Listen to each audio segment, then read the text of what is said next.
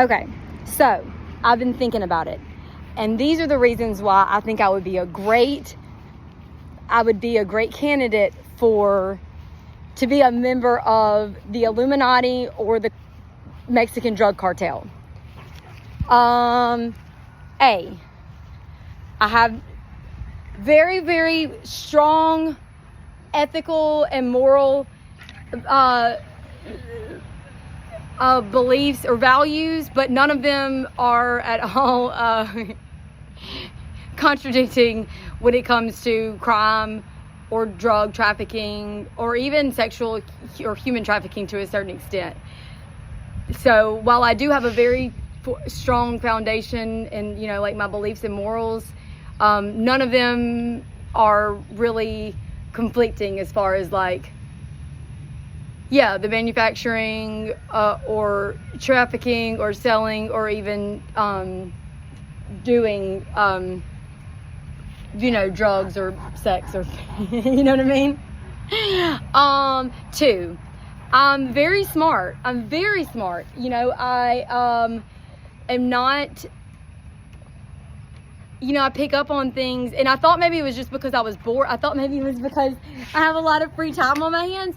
But even when I'm living my life, like I just always am aware of the shit that goes on around me. And I think that I would be able to, I think that most people don't or aren't capable. Like, I just think that I have a criminal mastermind.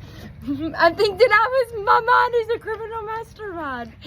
I think that it's just something that I was born with, It's like Maybelline, baby. She's born with it. Maybe it's Maybelline. That was on his phone. Okay. I think that I'm fucking ruthless.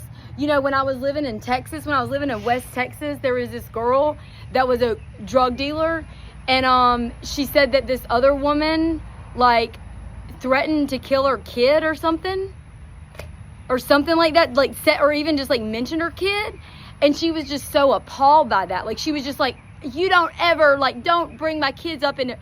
And I was thinking, why the fuck would you not? I thought that was like rule number 1 when you're involved in shit like that, is like, they should have a picture of your kids, right? That's what they do in the movies. They should know when little Sally goes to gymnastics on Tuesday nights, like at from 6 p.m. to 7:30. They should know that she's almost got her back handspring down, I thought that's what you were supposed to do when you were involved in criminal shit, was like, like killing your dog. Like, that's fucking child's play, I thought. And on that note, and I do love my dogs very much. Would I be okay? Would I be happy to put a bullet in their head? No. But, depending on the level of, depending on what it was, there's really nothing. Like, I'm fucking ruthless, and I've got steady hands because I really don't give a fuck. And also, as far as like, okay, so that's more of like on the drug cartel side of it. But like, as far as the Illuminati goes, I don't think it's bad. I think there's there's really hardly anything in this world that's still sacred. So like, to think that there is a small group of people that value, something having like secrecy and because the less human interact, the less humans that have their hand in something, like the more sacred it is. I'm all for that. People don't give a fuck. People don't care. So I think that a group, like a small group of people that actually know how to stop eating grass, Roscoe. That actually value that and are willing to kill off the majority of the population in order to be able to take care of the things that everybody else takes for granted and basically just shits on day in and day out. I'm fucking all for it. I say, why not? Are we not killing each other off like as it is? Why not do it in a humane way? Why not do it for a good cause? At least they're being on. We sit there and talk about the Chinese, like, oh my God, the Chinese are so terrible because they only allow you to have like 2 kids per family or something like that. Like, no, okay, yeah, but we, support multiple, like, families with, 17 kids, all of whom your parents have no ability or means or desire to fucking raise. And then we just, enjoy taking kids that we, only, like, we're the Chinese are not the bad ones. We are. We're awful. So with that being said, do I see anything wrong with being a part of a cause that's,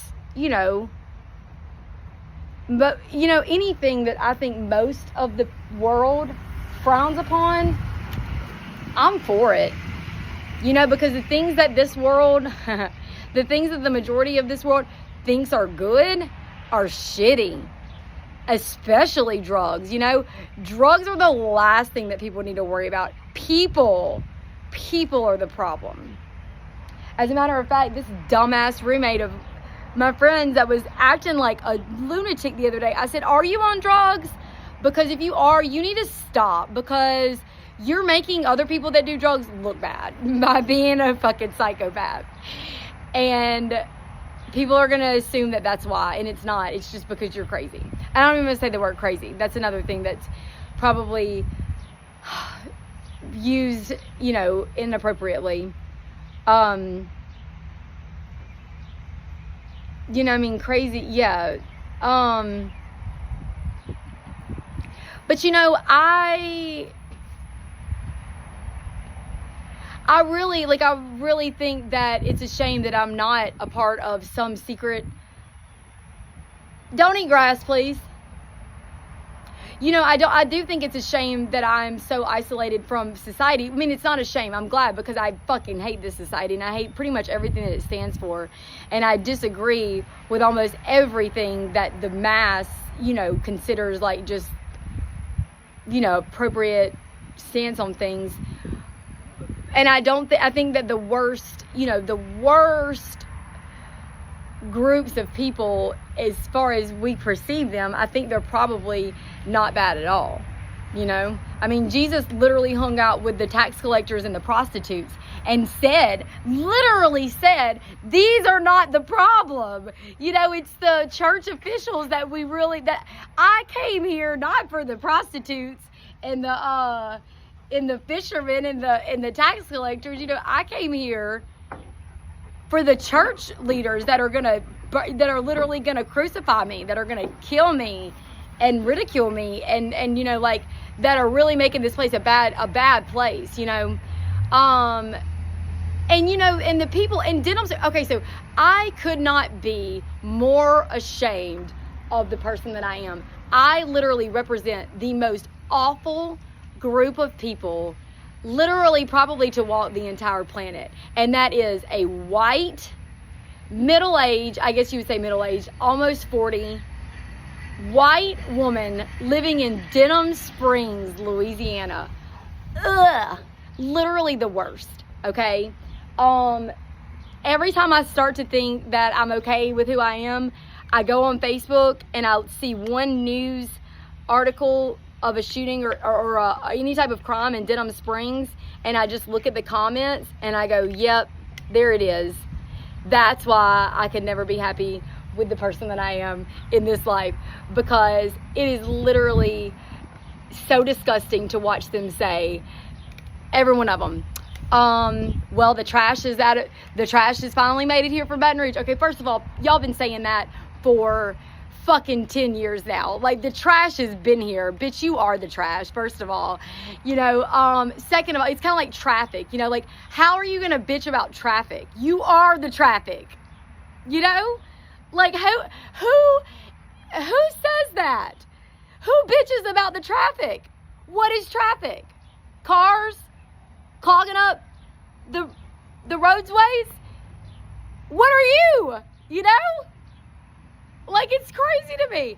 Oh, and then so it's, oh, no. If it's not the trash, aka the blacks, let's just be honest, you're talking about black people, okay, you racist fucks, or the illegals, which, okay, obviously we're talking about Mexicans. Like, let's just say it. Let's just call it what it is. They're not the problem. Literally, they are. What? You racist motherfuckers. I'm sorry, I shouldn't be like that. I shouldn't be like that because I am one. I mean, I'm not, But it's not because I say things like I'm not being racist, but if you ever want to, be able to spot a racist like that, just go around and wait till you hear a white person say, I'm not being racist, but there's your fucking racist all day, every day. I guess white people think that the racist people are still out like with white capes on, burning crosses in people's yards, I guess. Because the biggest racist you're ever gonna find is the fucking white bitch saying, I'm not racist, but. I've literally told my Uber driver before when she said, I'm not racist, but, I said, you can stop right there because you are. I mean, I've listened to you say now 4 different things about that. I've heard you say 4 blatantly racist things in the short 30 seconds that I've been in this vehicle. Then I'm assuming what you're about to say next is even more fucked up, even more racist, because the things that you blatantly said that were more racist than anybody could ever, like racist as racist could be. On the 5th one, you felt the need to preface it with, I'm not racist, but. So I can only imagine that it's going to be the most racist thing that you're going to say all day. So I'm going to stop you right there and say, it's your vehicle, it's your Uber. You can say whatever the fuck you want, but don't start it by saying you're not racist, but, because you are absolutely a racist. Needless to say, the rest of that car ride was a little awkward. It's awkward. It's awkward when people think, it always makes people so uncomfortable when they say whatever the fuck they want to say, whenever they just blatantly talk shit about people, like they don't give a fuck, and then you decide to do the same. Anytime you're like, well, you know what, yeah, no, I know you, but you are racist, then everything gets real uncomfortable. Have you ever noticed that? Shit gets real uncomfortable. Like I just made the room uncomfortable by pointing out the obvious. You can't do that?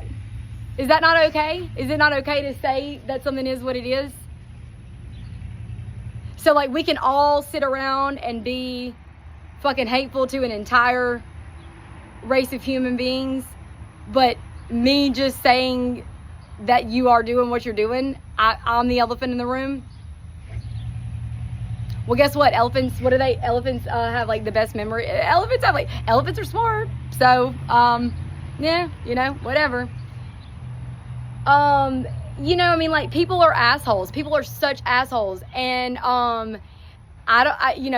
they will always make you feel like the asshole for pointing that out, because people want to be around people that are also fucked up like them, and they just assume that everybody around them, so like, please don't put me in a situation where you got 17 people being fucking assholes and they just assume, like, just don't get so open and comfortable in your shittiness that you forget to check the room and just make sure.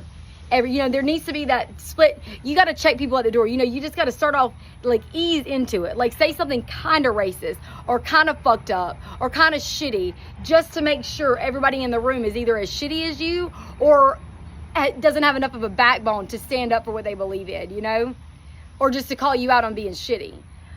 Because when you start being that blatant with it, when you start being that fucking arrogant that you think you can just say whatever you want without checking the room to make sure I'm not in it, I'm going to make shit real uncomfortable. And I'm not going to be disrespectful about it, because the most disrespectful thing to people like this is just pointing out how hateful they are, how disrespectful they are, and they will never even understand. They will never even realize that they were the offended. They were the ones that were being offensive. I mean, I'm not offended. Like, I'm not offended because, like I said, I'm a white woman living in Denham Springs, Louisiana. I don't ever get offended. How could I? You know what I'm saying? Like, I'm about the only person that's not, I'm the only person that can probably go to Walmart in a hoodie, and not get, either racially profiled or, harassed for the most part, and then sit there and think, let's talk about this too, and think that people want you, think that the Mexicans are just talking to you, and they don't give a fuck about you.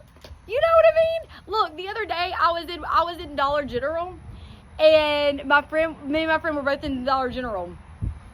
And we were on separate ends of the store. And I saw these two men. Like, I locked eyes with them. I saw them. And then they kept living their lives and I kept living mine. They went down the aisle. I went the other way. A few minutes later, or a few seconds later, actually, I got a text message from my friend saying, I'm going, what is she saying? This isn't. I'm going to the car. These two guys are stalking me. Like, they're following me around. They won't stop following me throughout the store. You know, I feel creeped out, so I'm going to the car. And that's the second time that she's done that several times. So I, knowing exactly which two guys she was talking about, I stayed in that store. I thought she was leaving. She had been sitting in the car waiting on me. I stayed in that store for probably a good 9 to 11 minutes, I would guess. Yeah, about 8 to 9 minutes. I stayed in that store about 8 to 9 minutes. Just literally, if I would have taken it any further, I would have been the stalker. You know, just easing up and down the aisles, just being as single and vulnerable as a white woman could be. And do you know that neither of those men, neither one of them came anywhere near me. Neither one of them made me feel uncomfortable at all, looked at me, tried to, abduct me and human traffic me. Not one time. What? And when I walked outside and she was still out there, I said, hey, so not to make today about me, and this might seem a little desperate, but what is wrong with me? Why does no one ever want to stalk me or human traffic me? You know? What do you got that I don't got? Because I don't understand that. Because all these creepy people, all these illegals, all these, the trash from Baton Rouge, how come they don't fuck with me? You know? Are you okay? Look at this one. She's gonna puke. She does this every time. Look how pretty it is outside. It's gorgeous.